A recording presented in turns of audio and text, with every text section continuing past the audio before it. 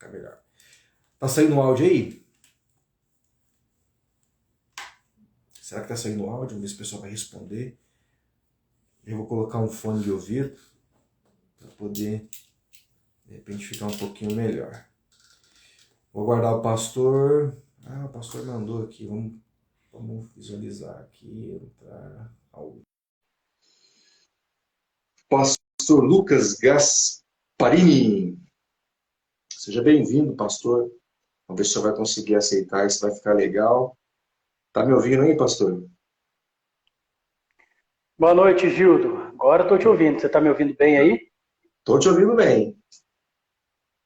Está conseguindo me ouvir? Agora sim. Só estava vendo você falando aí, mas não consegui ouvir nada. Não saiu nada. Então o negócio não. Aqui é do... Comprei um adaptadorzinho aqui, mas acho que deve ser de Ponta Porã. Aí pertinho do senhor aí, pastor. Meus vizinhos aqui. Seu vizinho, né? Estamos tudo junto. Eu acho que eu vou colocar um fone de ouvido também, para acompanhar o senhor aí, ver se vai ficar legal. Mas o senhor está conseguindo me ouvir bem, né? Agora estou ouvindo muito bem, sim, Gildo. Não, perfeito. Então eu vou dispensar o fone de ouvido. Pastor Lucas, que honra. Depois de um bom tempo, a gente conversando novamente. Bom, para você que está chegando agora, seja bem-vindo a mais uma edição do Tô na Live. Aqui embaixo, Pastor Lucas, pastorzão ali de Dourados, e também missionário do Senhor, bênção de Deus, vai trazer uma palavra a gente daqui a pouquinho, e alguns testemunhos aí de algumas histórias que chacoalha, na verdade. A gente tem interesse de saber como é isso, né? Como é fazer a vontade de Deus, e como é fazer a vontade de Deus num mundo tão diferente, em tempos tão diferentes, não é mesmo, pastor? Então, para você que está nos assistindo, essa mesma transmissão, depois ela vai se converter em um podcast, algumas partes a gente vai transformar em podcast, para você poder ouvir aí no busão, em casa, enfim. Porque realmente as histórias que o pastor Lucas tem para contar sobre missões, e aí sobre outras questões também, falar um pouquinho sobre como é que é o trabalho dos missionários, como é que tem sido, né, esse trabalho dos missionários. Pastor, eu já vou abrir, inclusive, para o senhor falar, porque eu acho que vou deixar o senhor falar, porque é demais as histórias que o senhor tem para contar. Inclusive, eu quero aproveitar, assim, logo de início, eu me recordo de uma história que o senhor comentou, de missões, inclusive. Eu não me lembro o nome do país agora, que eu sou um ruinzinho de país. Mas onde o pessoal fazia culto dentro do ônibus, pastor. Como é que é essa história do culto dentro do ônibus? E por que eles chegaram a fazer o culto dentro do ônibus? Essa é uma das histórias que eu quero que o senhor compartilhe com a gente. Eu também me recordo de uma outra história de um homem que foi tremendamente tocado, se eu não me engano, acho que foi na... Eu não me lembro o nome do país também, pastor. Eu sou muito ruimzinho de país, eu me recordo da história. Ele Tem foi tocado problema. por Jesus, e aí ele foi tocado por Jesus, e daí ele acabou... ele morava... eu não me recordo o nome do país, mas ele foi tocado por Jesus e ele e sua esposa foram até a cidade para ouvir sobre Jesus e voltaram para evangelizar. Lembra dessa história? Lembro sim, lembro das duas. Pastor, então, compartilha com a gente. E tem uma outra também que o senhor compartilhou, agora também não me recordo, isso também é bem interessante. Eu gostaria que o senhor comentasse com a gente, se apresentasse, inclusive, né? De onde que o senhor, onde está o seu ministério hoje, o que o senhor tem feito, e aí, manda bala, hein? Manda bala. Gildo, obrigado, viu, pela oportunidade que você tem dado aí. Eu já quero pedir perdão, que já faz tanto tempo que a gente está tentando marcar e nunca dá certo. Às vezes não dá para mim, às vezes não dá para ninguém. E a gente Verdade, tem verdade. já faz tanto tempo. Eu espero que essa seja a primeira de muitas que a gente vai fazer junto, Com viu, Gildo? certeza. Com certeza. Seja sobre missões, sobre qualquer outro tema aí, você sabe que eu sou teu servo. Eu estou aqui para caminhar junto contigo, aprender contigo aí. Eu Glória a Deus, sou o pastor. pastor Lucas, eu moro aqui em Dourados, no Mato Grosso do Sul, e hoje eu sou um dos pastores que faz parte do corpo pastoral da Igreja Batista Boas Novas. E eu trabalho na AMA. A AMA é uma agência missionária que trabalha, que ajuda missionários, famílias, crianças, em vários países hoje, mas principalmente na África e na Ásia. Né? Hoje eu sou o coordenador da AMA aqui na cidade de Dourados e temos assim trabalhado todos os dias para manter a missão funcionando, trabalhando. No meio da pandemia, rapaz, é uma dificuldade muito grande, né? É verdade. A gente poder continuar fazendo missões. O recurso financeiro também é uma área assim, que é muito difícil, né? Porque as famílias estão passando por um momento difícil. Consequentemente, não conseguem manter na sua ajuda a missão. Só que os missionários continuam lá no campo, eles continuam trabalhando e necessitando do recurso para chegar até eles. Né? Pastor, então, inclusive, o senhor citou que o senhor esteve em um país da África, não me recordo se foi Moçambique, inclusive, o qual vocês têm uma parceria com eles lá. E aí, todo mês, vocês acabam enviando uma quantia para o missionário que reside lá, né, para a família que reside lá. E eu me recordo que o senhor comentou, inclusive, que certa vez vocês mandaram, né, a oferta e chegaram lá e foram surpreendidos por uma coisa muito fantástica, né, que é o amor de Deus na vida de um pastor, de um missionário, no compartilhar daquilo que Deus tem dado para ele, do pouco, né? E depois também, pastor, eu gostaria que o senhor comentasse a respeito de como está sendo esse campo missionário e como a gente tem visto, né, além da dificuldade dos missionários, quanto tem muitos missionários também que estão deixando a desejar. Né? Então, fazer uma parte... Na verdade, onde eu estive foi no Camboja, na Ásia. Isso que você está dizendo a respeito do pastor que ele divide até o que ele ganha, se eu não me engano, isso é no interior do Mali ou no Níger. Quem passou por essa experiência foi o pastor Emerson. Nós mandamos uma quantia todos os meses para esse pastor, e eu acho que fazia uma semana depois que a oferta tinha chegado para ele, e meu pastor estava lá naquela região da África e foi visitá-lo. E chegou lá assim, ele já não tinha mais comida em casa. Então, o pastor começou a questionar ele, falou, rapaz, mas está indo pouco dinheiro para você? Você precisa de mais? Se precisar de mais, a gente vai tentar levantar mais parceiros para te mandar mais dinheiro, para ser o suficiente para você manter sua família. E ele falou, não, pastor, isso é mais do que eu preciso para viver. Tipo assim, para você ter uma ideia, as pessoas lá vivem com a média de 30, 40 reais por mês. Nós mandávamos para esse missionário 500 reais por mês. Exatamente. 40 reais por mês, pastor. 40 reais por mês é mais uma média de quanto o povo, da renda do povo lá. Entende? Entendi. Aquele povo da região, eles têm uma média de renda de 40 reais por mês. Nós da AMA, nós mandávamos para esse pastor 500 reais por mês. Ou seja, 12 vezes mais do que a média do povo. Claro que a gente mandava para que ele realmente não precisasse passar por necessidade, por dificuldade, como o povo passava. Só que ele recebia o dinheiro e ele comprava tudo de comida e distribuía para todo mundo da igreja. Porque ele dizia assim, olha, eu sou o pastor desse monte de gente aqui. Como que eu vou fazer o culto? Vejo as minhas ovelhas aqui tudo passando necessidade e eu chego em casa, encho minha barriga de arroz, de mandioca, do que quer que seja que ele usa lá para comer. Então ele falou, nem que seja só um punhadinho na minha mão, mas eu vou dividir com todo mundo.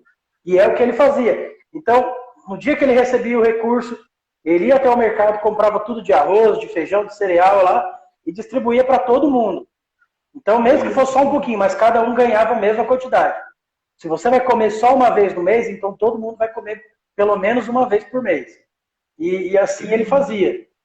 Então, ele não se continha em guardar só para ele, né? E até hoje ele continua como pastor nessa região, uma região de muita perseguição ali pertinho do Níger. Mas ele faz um trabalho fantástico lá. Esse pastor faz um trabalho fenomenal lá naquela região. Alcança pessoas como poucos. A história do ônibus que você falou, Gildo, você acredita que eu fiquei sabendo que aqui no Brasil Aqui no Brasil, no Nordeste, teve um pastor que fez algo igual durante essa pandemia. Eu vi em algum lugar, eu vou tentar achar e te mando depois. A história do ônibus, alguns obreiros, pastores, missionários e cristãos, do modo geral, eles vivem, como todo mundo já sabe, em países onde a perseguição é muito alta, muito severa. Sim. E em um desses países, na Ásia, eles acabaram assim, sendo muito perseguidos, a ponto de quando eles iam fazer um culto, seja na casa de algum irmão, ou num local específico, eles eram sempre atacados. Alguém denunciava para a polícia, ou para algum grupo extremista, eles iam até esse local e botavam todo mundo para correr. E isso quando não prendia alguém ou matava, alguns irmãos chegaram a morrer nesses confrontos. Ou melhor, confrontos não, ataques, né? Porque quando Sim. o confronto ele precisa vir ataque dos dois lados, né? E do lado dos cristãos não tinha ataque nenhum.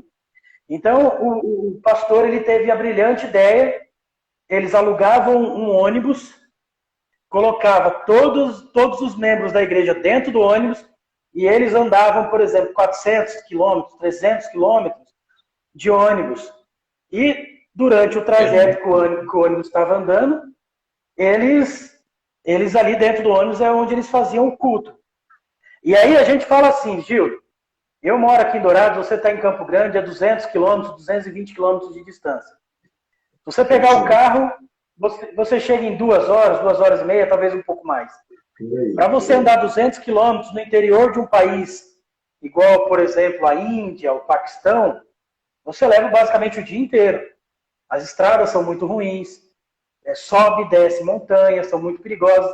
Então eles tinham basicamente o dia inteiro dentro do ônibus para adorar a Deus. Foi a maneira que eles descobriram para poder fazer o culto tranquilo. Quando a polícia parava, era um ônibus cheio de gente.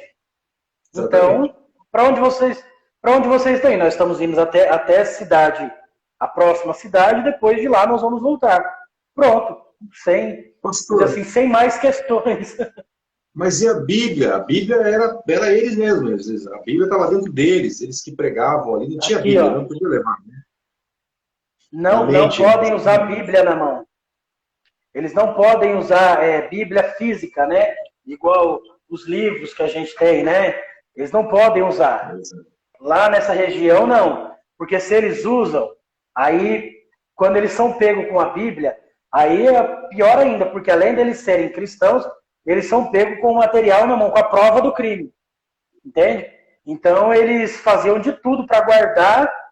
É como o salmista diz que guardou a palavra no coração. Eles faziam isso. Eles guardavam a palavra no coração deles. O pastor ou quem quer que fosse ministrar a palavra, ele estudava, ele tinha aquilo na mente dele. E quando chegava o momento certo, aí ele já sabia o que ele ia pregar, ele já sabia o que ele ia falar com as pessoas e o que ele ia ensinar nesse tempo que eles estavam ali dentro do ônibus, né? E aí isso, Gildo, já entra na outra história que você me perguntou aí do casal que foi até a cidade. Na verdade, não foi o casal, foi só o homem. Isso aconteceu também em um país da Ásia.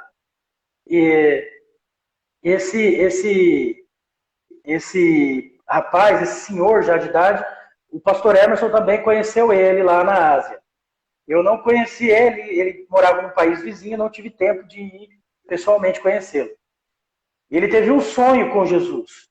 Ele sonhou e no sonho Jesus disse para ele: olha, você vai até tal cidade, em tal rua, em tal casa, você vai bater na porta e lá vai ter umas pessoas que vão te ensinar o que você precisa para a sua vida.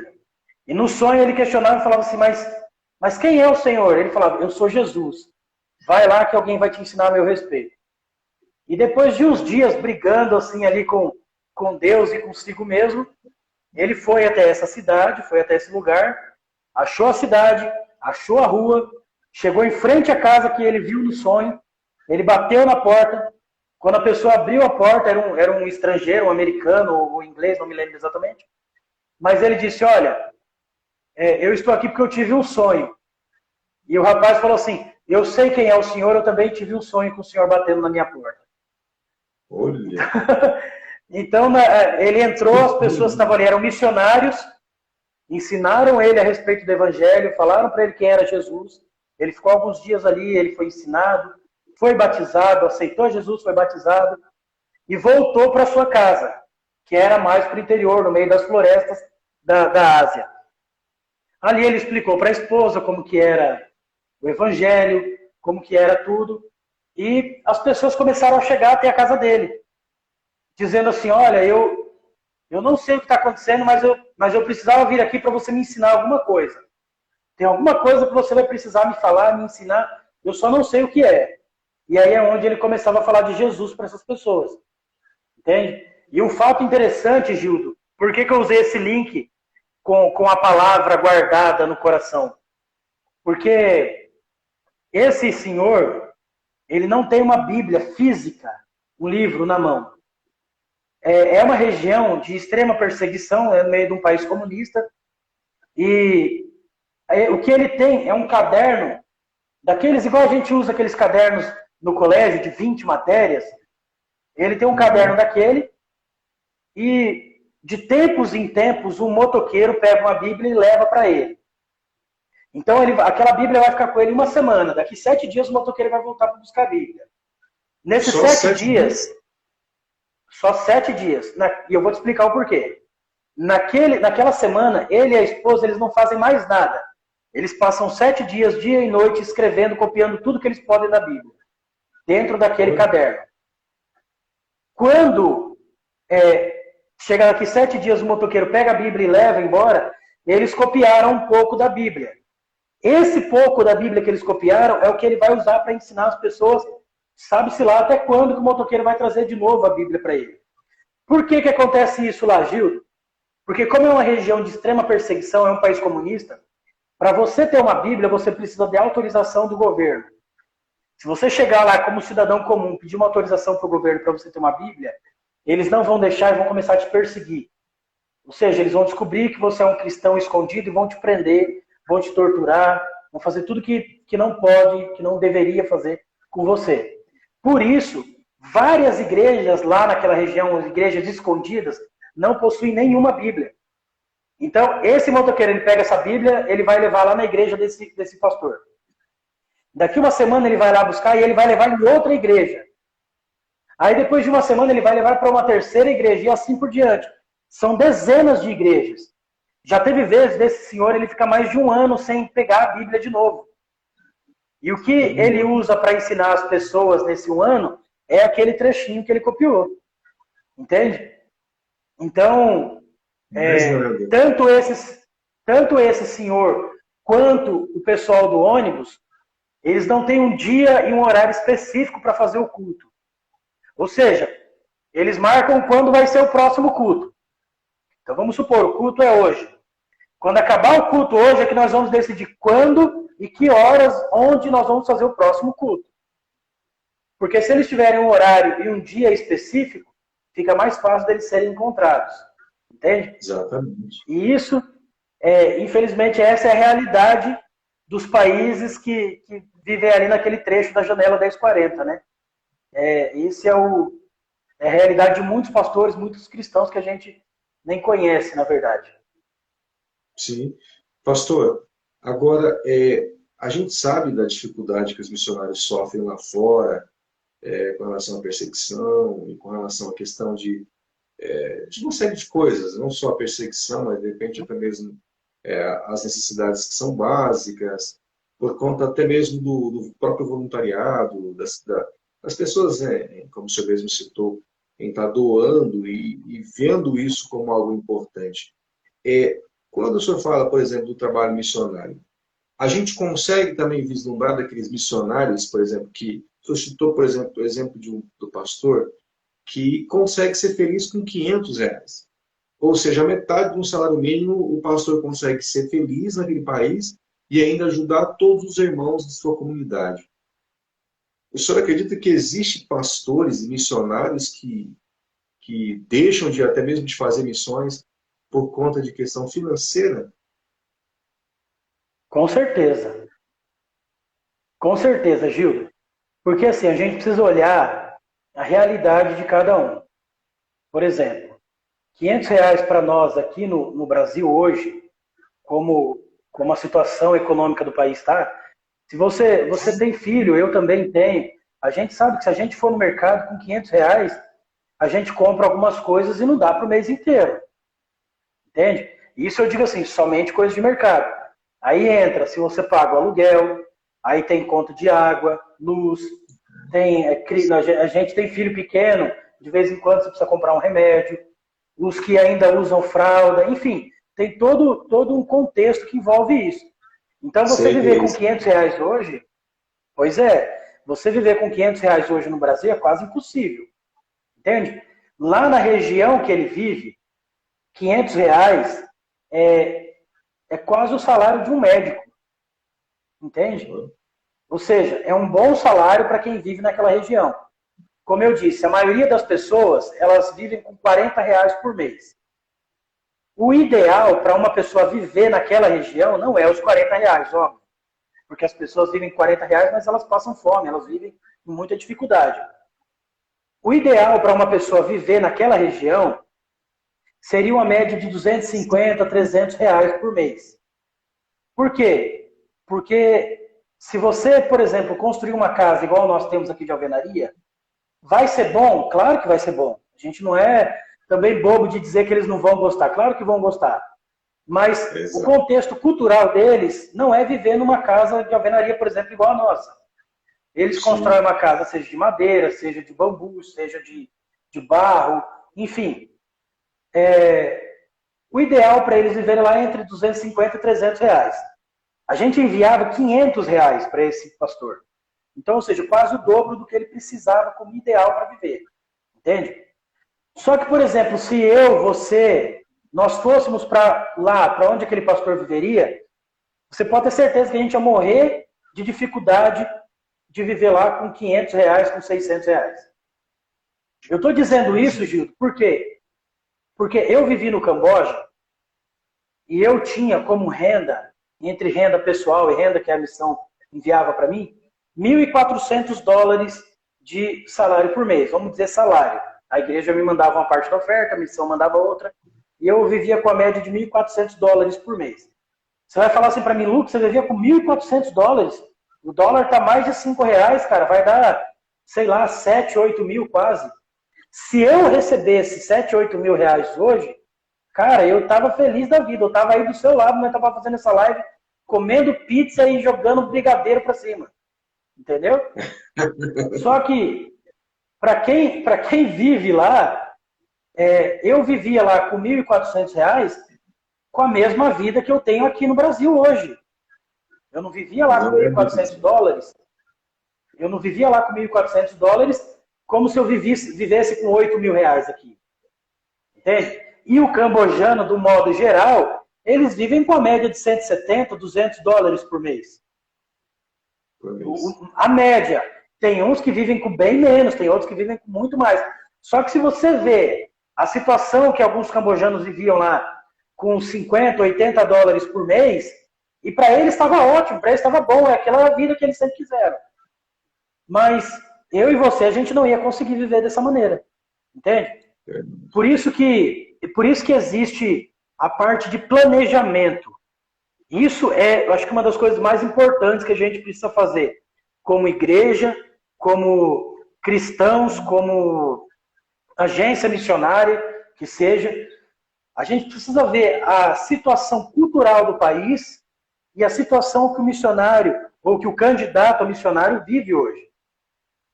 Não deveria ser um problema isso, Gil, porque o missionário ele deveria estar disposto a viver em qualquer situação, e eu tenho certeza que qualquer missionário real, verdadeiro, com o coração voltado para a obra, ele não está preocupado se o salário dele vai chegar no final do mês. Ele está lá pensando em fazer a obra. Mas como é que o cara dorme à noite sabendo que amanhã ele não vai ter leite para dar para o filho dele? Você está entendendo? Ele está vivendo no meio de um povo totalmente diferente. Ele não está vivendo igual eu, moro a 2 quadras da casa da minha sogra. Se eu tiver algum problema, eu corro lá, falo para minha esposa, vai lá, leva os meninos, almoça lá na casa da sua mãe, a gente se vira depois.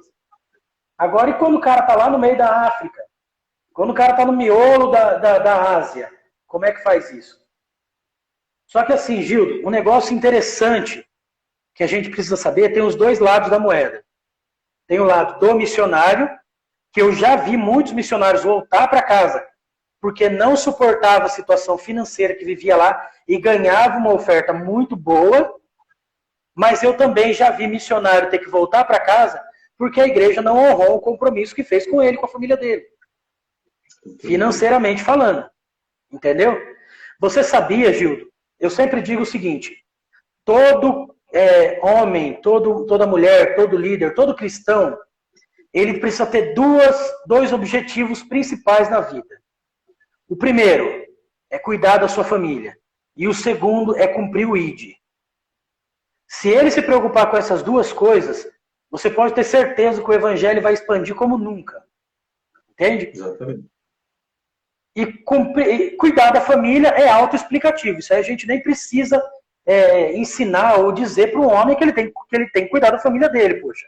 Ele tem que saber disso. Agora, cumprir o ID tem várias coisas, e entre elas, Gil, entra a parte financeira. Você sabia que hoje a igreja brasileira, vamos falar só de igreja brasileira, os crentes brasileiros, do modo geral, se você juntar todos os cristãos no Brasil, e você juntar o valor financeiro que é enviado para missões hoje, daria uma média de R$ 1,30 por cristão por ano. Ou seja, é como se cada cristão ofertasse para missões apenas R$ 1,30 por ano. Pastor, eu preciso te interromper. Claro. Saiu uma pesquisa, a gente até publicou no Tono Gospel, uma pesquisa recente agora, que diz que no nosso país existem 65 milhões de evangélicos. Eu confesso para o senhor que eu fiquei assustado com essa pesquisa, fiquei assustado com essa quantidade de evangélicos, né? Aí a gente abre um aspas, né? E aí o senhor me traz uma informação dessa, assim, será que esses evangélicos, eles sabem a importância de missões? Inclusive, quando eu falo de missões, eu estou falando de missões dentro do nosso país, dentro do Brasil, que tem muitos lugares que precisam de missionários, que não foram explorados ainda. Pensa, 65 milhões, pastor, de evangélicos no país. Aí um cara soltou a seguinte frase na matéria que a gente colocou lá. 65 milhões de evangélicos e o nosso país continua desse jeito? O que a gente está fazendo?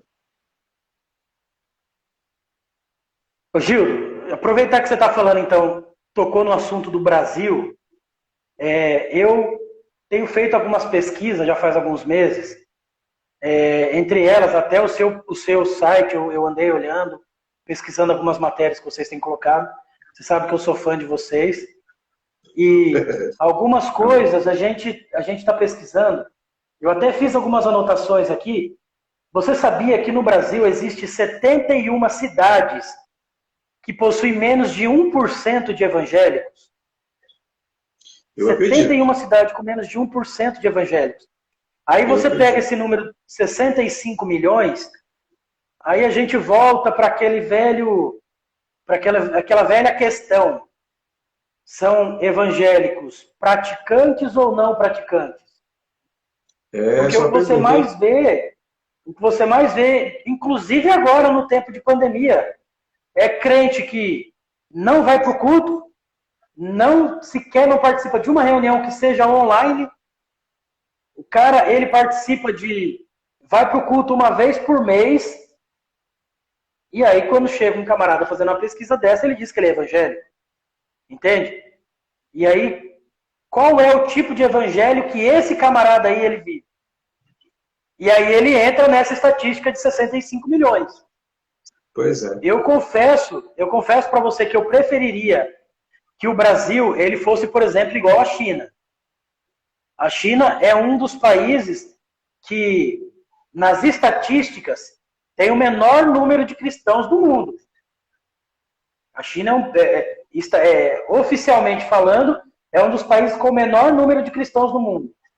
Só que, extraoficialmente falando, a China tem a maior concentração de cristãos do mundo. Olha, Por quê? Porque o evangelho ele tem crescido de uma forma assim escondida, mas tem gerado cristãos reais e verdadeiros. Entende? Não tem gerado assim esses crentes modinha, como a gente diz hoje em dia, né? Agora, bastante. como é que você vê desses 65 milhões quem realmente vive o evangelho de forma real e verdadeira e quem não vive? Entende? Tem muitas cidades, muitos lugares no Brasil, Gil, que não tem nenhum evangélico. Muitas cidades que não tem igreja. Cara, a gente, e eu digo assim, ó, Gil, eu sou um camarada que eu amo missões com todo o meu coração. Entende? Se eu pudesse, se eu pudesse, tivesse recurso financeiro suficiente, eu estaria fazendo missão sem precisar do apoio financeiro de ninguém. A não ser daqueles que realmente se interessassem por fazer isso. Por quê? Sim. Porque está no meu coração e eu sei da importância que é a igreja, a importância que tem a igreja em investir financeiramente na obra missionária. Mas quando a gente fala a respeito de Brasil, a gente fala assim, vamos pregar o evangelho. O que as pessoas, na grande maioria, imaginam? Você abrir uma igreja e começar a pregar nos cultos de quarta-feira e domingo. Entende? Talvez fazer uma escola dominical domingo de manhã, um culto de jovens, de vez em quando fazer um culto de oração num outro horário. Mas o nosso país tem uma das maiores concentrações de povos não alcançados. Você sabia que aqui no Brasil tem mais de 3 mil comunidades quilombolas? Tem milhares de comunidades ribeirinhas. A gente tem aqui, eu anotei aqui, ó, 258 tribos indígenas brasileiras. Só 34 delas possuem o Novo Testamento na sua língua de origem. 34. 136 tribos indígenas no Brasil não possuem a Bíblia. E quase 120 não tem um missionário sequer. Viu? Você entende? Pastor, só desculpa te interromper. O projeto do qual o senhor participa, que é de missões, inclusive também desenvolve um trabalho com algumas aldeias, né? Inclusive de Dourados também, se eu não me engano, salvo me engano. E o senhor falou uma coisa muito triste. Realmente existem muitos povos indígenas que precisam ser alcançados e não são, porque ninguém quer ir para esse povo, não é mesmo? Ninguém quer aprender. Tem medo. Será que o povo brasileiro tem medo? É como se o campo missionário é tão gigante no nosso país que as pessoas querem ir lá para os Estados Unidos, sei lá para onde mais. Inclusive, não só, quando eu falo dos Estados Unidos, poxa, aquela pergunta que eu havia feito para o senhor, alguns missionários têm aquela visão de que vou para lá porque lá eu vou ganhar em dólar. Manda o cara para a Ásia, né? Que é um campo assim gigantesco. Né? É totalmente diferente, são povos diferentes, são pessoas que precisam ser alcançadas por Jesus e pelas pessoas, né, através da palavra, enfim. E cadê os missionários? Não querem ir para lá? Ô, Gildo, essa é uma questão, uma pergunta que eu me faço todos os dias. Eu conheci, nós tínhamos parceria até com uma outra missão aqui no Brasil,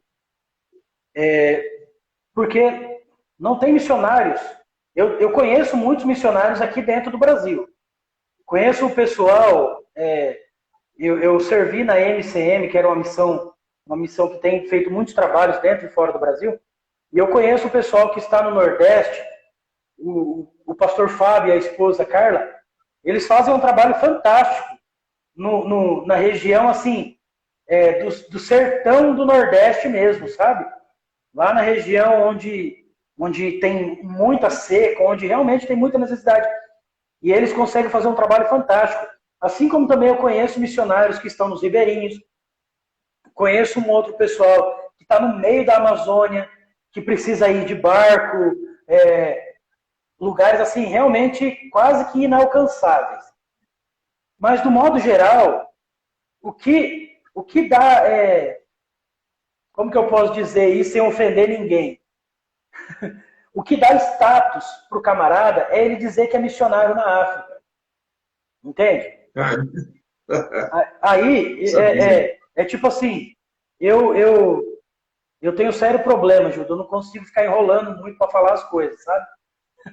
É O camarada, se verdade. você pegar um grupo de pessoas assim, ó, que se interessam por missões, não estou dizendo que ele tem um chamado específico, é diferente. Sim. Tem pessoa que Deus ele chama a pessoa especificamente para uma determinada nação, um determinado povo.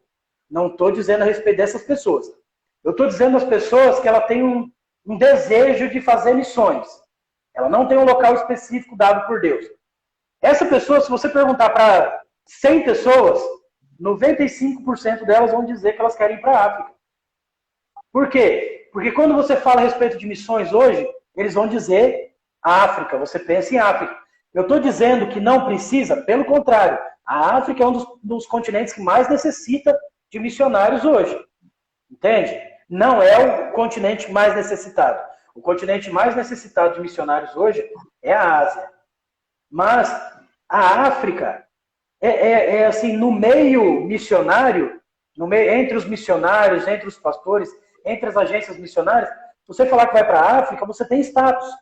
Porque as igrejas querem investir na África, as pessoas falam assim, o povo da África é tão sofrido, vamos investir lá neles, coitadinho deles. Então, isso dá um certo status e você tem a garantia de que você vai ser remunerado.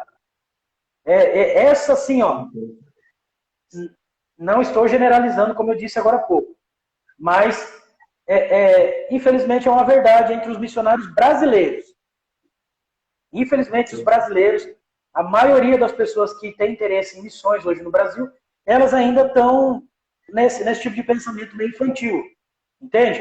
Quando você pega um camarada e, de fato, manda ele para dentro de um campo missionário, numa língua que ele não conhece, para comer uma comida que ele não conhece, para viver num país que ele não conhece, o camarada ele fica louco e quer voltar embora para casa.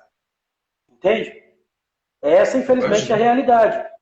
Por quê? Hoje em dia nem tanto, mas missões já foi assim, um objeto de muito desejo, de muita coisa assim. Cara, eu vou fazer missões porque eu vou virar um super-herói. O povo romantiza o serviço missionário, o trabalho missionário. Só que o camarada, ele vê o missionário chegar em casa, chegar na igreja e falar, gente, tinha uma pessoa lá que ela era satanista, nós oramos por ela, ela se converteu, mas ele não sabe que de manhã o camarada acordava e tinha um bezerro morto na porta da casa dele de um trabalho que o satanista fez.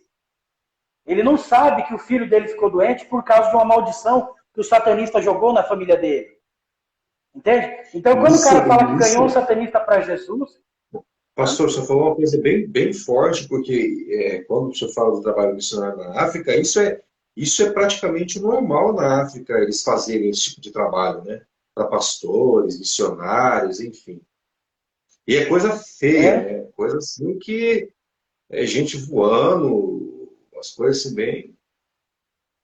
Ô Gildo, é coisas assim, ó, que a gente só vê em filme de terror. Literalmente. Entende? Nós ajudávamos pastores que morreram na África, seja por doença, seja por perseguição, mas entre esses teve 2 ou 3 que morreram. Um deles morreu porque ele se cansou de tanto lutar contra os satanistas. Entende? Aí você vai me dizer assim, poxa, o cara é um fraco. Não, ele não era um fraco. Ele passou 30 anos lutando contra os satanistas. Até um dia que ele falou para a família dele, olha, eu cansei, eu creio que Deus está querendo me levar embora. E alguns dias depois, o cara não morreu de uma hora para outra. O corpo dele foi se secando, até ele virar como se fosse uma múmia. E literalmente morrer. Entende? Então, assim, esse tipo de trabalho é muito comum em alguns lugares da África. Em alguns menos, outros não tem, mas alguns é muito comum. De pastores que eu conheço dizer que viram literalmente pessoas voando de um lado para o outro. Entende? E aí, quando um missionário desse chega na igreja, as pessoas acham que é tudo muito romântico, que é tudo muito legal e tal. Tudo. Só que não vê o que o camarada passa lá dia após dia. Entende? Então, hoje em dia nem tanto, mas antes dava muito status. O cara falar que ele ia ser missionário na África, que ele queria ser missionário. Só que, infelizmente, infelizmente, hoje em dia, nem por questão de status, os brasileiros estão querendo mais essas emissões. E quando eu digo os brasileiros, Gil, não é só os crentes do modo geral. Eu digo as próprias igrejas. Quantas igrejas você está no meio gospel, você conhece muitas igrejas. Quantas igrejas você conhece que tem missionários no campo? São pouquíssimas. São poucas. A gente sabe que algumas são têm trabalho, mas são poucas. Algumas têm trabalho, outras ajudam umas instituições igual a AMA, que é a nossa instituição. Algumas igrejas ajudam. Essa pandemia, ela mudou um pouquinho essa questão da visão dos próprios missionários. Eu até te fazer essa pergunta, a gente interromper para fazer essa pergunta, inclusive. O que o senhor acha? À vontade. A visão dos missionários, propriamente dita, não. Não. Viu, Júlio? Porque o missionário que ele está lá no campo, há um determinado tempo, você vê que o camarada ele vai ficar lá independente do problema, independente da situação que ele enfrente. Entende? E vai continuando. O que mudou em alguns detalhes, em alguns momentos, foi, como a gente falou agora há pouco, da questão financeira. O camarada ele está lá no campo, mas a igreja não tem mais como ficar mantendo ele lá. Então, a única opção que o camarada tinha, a igreja, o pastor, em vez de ficar mandando um determinado valor para ele por mês, prefere trazer o cara de volta para o Brasil, até as coisas se normalizarem, e depois mandar ele de novo para o campo. Entende? Mas isso é pela questão financeira e por uma decisão da igreja, da liderança. Nem sempre é por uma decisão de ambas as partes, né? Agora, pastor, eu quero continuar no assunto que a gente estava falando. Primeiro é sobre a questão, o senhor comentou, da quantidade de ofertas que os brasileiros enviam por ano para missões. O senhor citou, acho que R$1,80, é isso? R$1,30. R$1,30. Agora, o senhor pega R$1,30, já que a pesquisa diz, né, enfim, que nós somos 65 milhões de evangélicos, porque se você falou que você é evangélico, né, logo você crê no evangelho e, supostamente, a pessoa que crê no evangelho acredita em Jesus Cristo. Ponto, né? Não estou dizendo que o cara é cristão, porque tem uma diferença entre você ser evangélico, tem uma linha que divide entre você ser evangélico e você ser cristão, né? Mas, enfim, se 65 milhões de evangélicos, ninguém perguntou, né? Essa pesquisa não chegou para mim, viu? Mas, enfim, estão dizendo que estão dizendo que são evangélicos, se esses 65 milhões doassem R$1,30 no ano, eu acho que a gente estava bem, estava não, pastor? O que o senhor acha? Só para missões. Eu penso assim, Gildo, se você pegar, grosseiramente falando, 65 milhões de evangélicos, vezes R$1,30, vai dar 80 milhões, 80 e poucos milhões eu acho que beira a casa dos 90 milhões por ano para missões. Sim. Só que você pensa assim, nós temos hoje quase, eu não tenho os dados aqui, mas são quase 300 mil missionários no campo hoje. 300 mil missionários no campo. Grosseiramente falando, não só brasileiros. Tá? Missionários no mundo. É pouquíssimo. É pouquíssimo. 300 mil. Aí você pega. Isso antes da pandemia, Gildo. 300 mil antes da pandemia. Com certeza. Você pega esses quase 90 milhões, divide por 300 mil e depois você divide por 12, que são os meses do ano. Sim. Aí você vai pegar o sustento desses missionários. Como eu disse, vai ter lugares que eles conseguem se sustentar com R$1.000 por mês. Tem outros lugares que você precisa de $1.000, que já é 5 vezes mais caro. E isso depois sem contar que não é só o sustento do missionário. Nós, por exemplo, aqui na AMA, a gente sustenta os missionários, mas nós temos orfanatos, onde a gente ajuda a manter mais de 1.500 crianças por mês. Aí você tem o aluguel, se você não tem um lugar que você consegue comprar, você tem o aluguel de um prédio para guardar, cuidar dessas crianças. Você tem igrejas, você tem as pessoas que são atendidas e cuidadas pelos missionários. Você tem trabalho, por exemplo, de resgate, igual o pastor Luciano, que foi com quem nós trabalhamos lá no Camboja. Ele tem um trabalho de resgate de crianças que estão em situação de risco, seja por abuso sexual, por abandono, enfim. Às vezes ele precisa ir do outro lado do país para buscar uma criança que está abandonada lá. Então isso tudo tem um custo. Ele tem um custo de viagem, ele tem um custo para ir, para voltar, ele tem um custo para tirar a documentação dessas crianças. Quando a criança chega lá na casa da Hope Foundation, que é onde o pastor Luciano e a pastora Andressa vivem e cuidam, as crianças passam por uma bateria de exames médicos. Você precisa tirar toda a documentação da criança. Você precisa comprar roupas para as crianças, porque as crianças chegam literalmente com a roupa do corpo, e é uma roupa que você vai arrancar da criança e vai jogar fora, porque não dá mais para usar. Então você tem que comprar roupa, você tem que matricular ela na escola, você tem que comprar material escolar.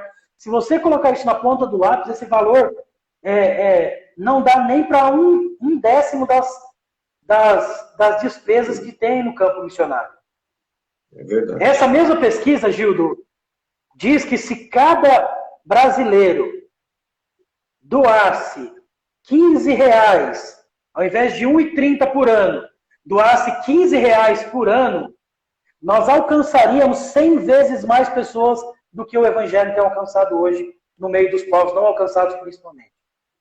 Ou seja, se aumentasse para R$15 por ano, Gil, por ano, nós não estamos falando por semana, por dia, a gente está falando por ano. Se cada crente brasileiro ofertasse R$15 por ano, a gente alcançaria 100 vezes mais pessoas do que estão sendo alcançadas hoje. Entende? Mesmo com uma quantidade insuficiente de missionários no campo. Pastor, o que falta para a gente, o brasileiro, enfim, despertar esse interesse por missões, em fazer as doações, enfim, em colaborar e contribuir para o reino? Porque eu entendo o seguinte, que eu sempre digo para as pessoas o seguinte, que tudo que eu tenho é do Senhor. Eu aceitei Jesus, eu entreguei a minha vida para o Senhor, logo tudo que eu tenho é dele. Então, se eu posso contribuir com R$15, eu só estou simplesmente dizendo para o Senhor, eu estou te devolvendo aquilo que na verdade é teu. O Senhor me deu, mas é teu. Estou te devolvendo. E o que falta hoje para os brasileiros, para nós brasileiros, colocar isso na cabeça, a importância disso, porque a gente sabe que a palavra ela vai chegar. A gente sabe disso. Mas uma forma dela chegar é através dos missionários. Se não tiver missões, se o cara não for, se ele não pregar, não tem como chegar. Não existe essa possibilidade, inclusive dentro do nosso próprio país. Então, o que está faltando, pastor? Diz aí. Porque R$15, não é só os R$15, é uma questão que vem do coração. Olha, eu vou fazer isso porque eu entendo a importância de doar R$15. E é verdade. Eu até fico surpreso, porque quando você pede algo para alguém, no Brasil, eu não sei como é que é lá fora, mas eu tenho um amigo que veio dos Estados Unidos, ele fala que lá é totalmente diferente. Eles têm a mania de doar. É cultural. É a mesma coisa que ler um livro. O brasileiro lê quantos livros no ano, pastor? Ou colocar a Bíblia. Nem a Bíblia ele lê no ano. Malemar um livro da Bíblia. Não lê, porque não tem hábito. Né? Aí se reclama que os Estados Unidos é uma potência, porque eles não sei o quê, o Japão é potência, porque os caras vão atrás do conhecimento, porque eles buscam conhecimento. E eles fazem aquilo que é da vontade de Deus e entendem isso como importante. Só que nós, infelizmente, não. É cultural. Porque o que é R$15? Não é verdade? O que é R$15? O que está faltando, Gil, para a gente?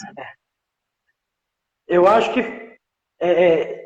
para ser assim, bem sincero, eu não sei o que falta. Porque eu acho que falta, na verdade... Hã? Desculpa pela expressão.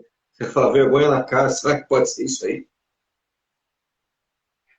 Ô, Gildo, porque assim, ó, Sinceridade. você vai falar o seguinte: o que é que falta? Falta a pessoa entender que precisa alcançar alguém? Todo crente sabe que precisa pregar o evangelho. O senhor falou uma Todo coisa crente importante, sabe. né?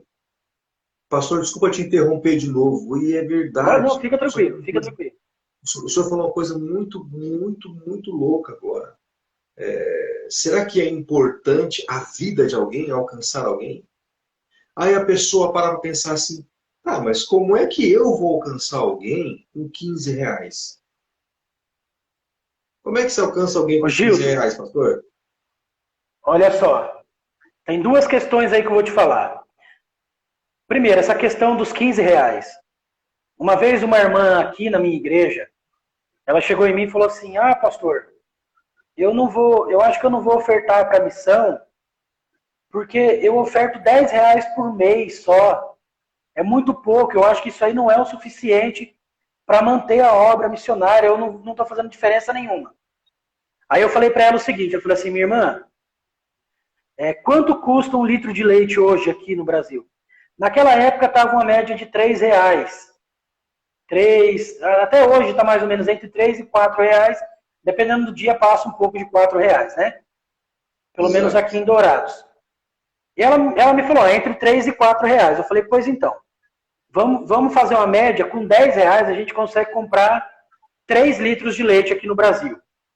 Certo? Ela falou, certo.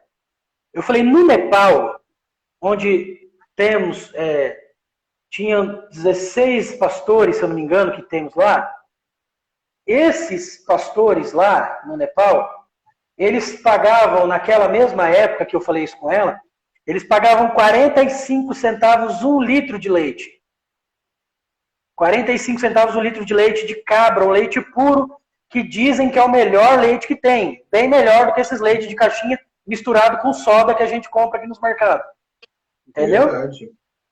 Leite Eu de falei, com seus 10 reais, minha irmã, eles conseguem comprar 22 litros de leite lá, enquanto a gente compra 3 aqui. Então, imagine um pastor que tem duas, três crianças pequenas lá.